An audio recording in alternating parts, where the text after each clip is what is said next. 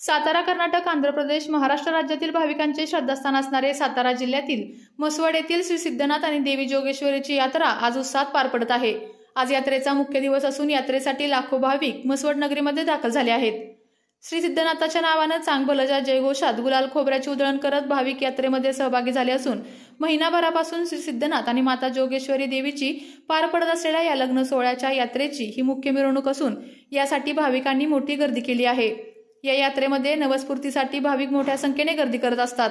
या रथाच्या समोर खांद्यावर सासनकाठी नाचवण्याची प्रथा असून उंच सासनकाठीला ध्वज बांधून ही सासनकाठी या रथाच्या समोर नाचवली जाते। यावेळी गुलाल खोबऱ्याची उधळण मोठ्या प्रमाणात देखील केली जाते। आजच्या दिवशी कोणताही अनुचित प्रकार घडू नये यासाठी म्हसवड शहरात पोलीस बंदोबस्त ठेवण्यात आलेला आहे। सर्वांनी आपल्या वस्तू सांभाळा, सेल्फी घेणारे मोबाईल सांभाळा आपले।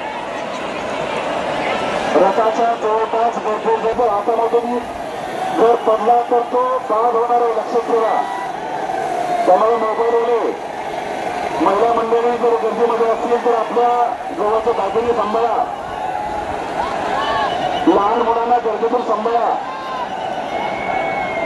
रथ हालताना बरोबरची भाविकांची खूप आपल्या सोबतच्या वयस्कर जे भाविक आहेत ते सुरक्षित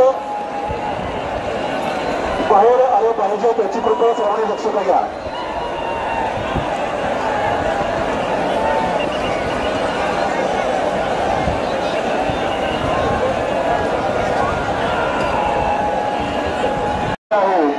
आणि त्यामुळे आपण सर्वांनी दक्षता घ्यायची आहे।